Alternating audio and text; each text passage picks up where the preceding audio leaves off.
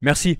Oui, le European Forum for Vaccine Vigilance existe depuis 25 ans et fait du lien entre des volontaires de nombreux pays européens.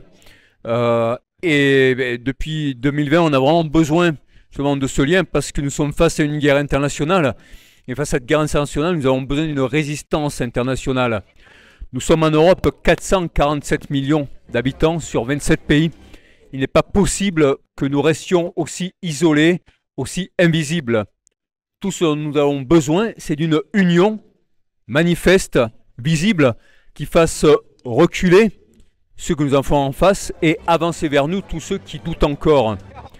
Nous sommes divisés, malheureusement, beaucoup prêchent pour leur paroisse, alors que si nous faisions porter nos voix, et là je pense aussi aux élections européennes, hein, pour ceux qui font partie de l'Union européenne, nous aurions une force extraordinaire.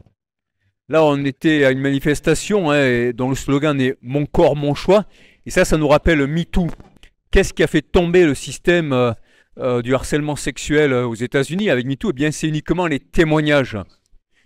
Si on prend n'importe quel scandale, qu'il soit vaccinal, qu'il soit pharmaceutique, qu'il soit politique, qu'il soit sexuel, ce qui a fait tomber un système, ce sont les témoignages. Et avec tous les gens que nous connaissons, si les gens acceptent de témoigner, ils peuvent faire tomber ça.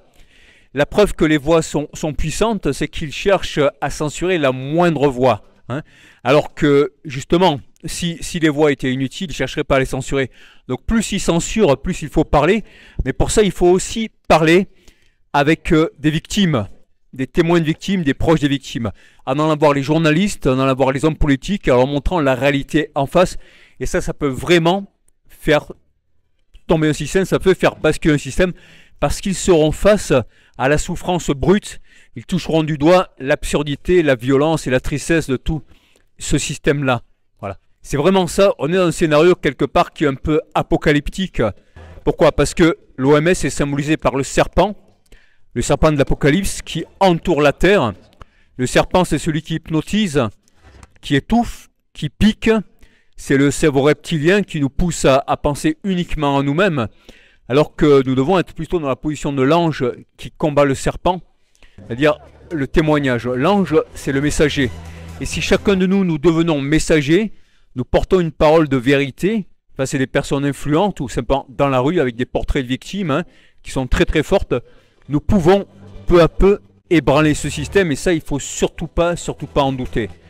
Parmi nous, nous avons des journalistes, des écrivains, des scientifiques, des médecins, des bénévoles, des gens qui sont pleins de courage et avec une méthode, il est possible de vraiment renverser ce système.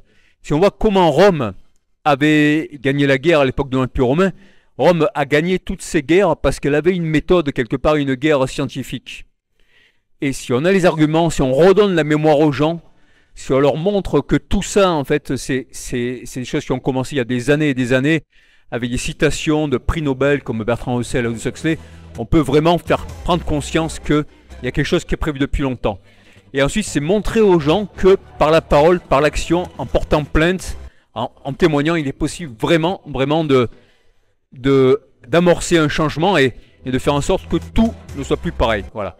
Et puis une dernière chose, vraiment par rapport aux élections européennes qui s'approchent, bon, moi je suis sur une liste citoyenne qui s'appelle la ruche citoyenne, mais peu importe, je ne suis pas là à ce titre-là, mais vraiment il y a une possibilité là, si les abstentionnistes en France, dans le monde votent, en Europe votent, on est dans la plus grande année d'élection de l'histoire de l'humanité, hein, il y a l'Inde qui a voté les États-Unis, l'Europe, la Russie.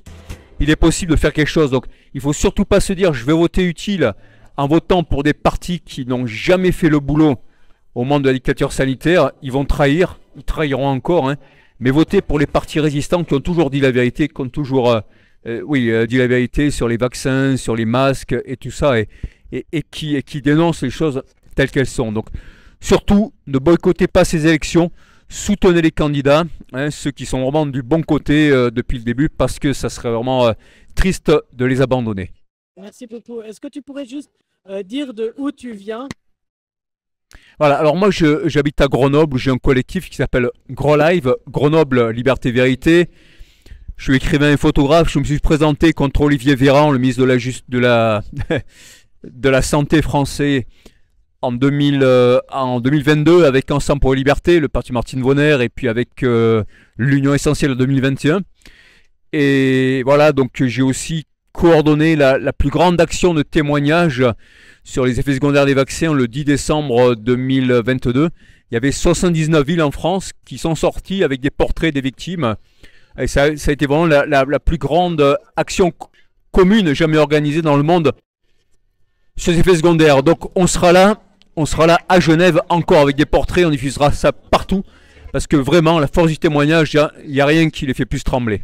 Eh bien, avec grand plaisir. Merci à toi et merci pour le boulot que tu fais.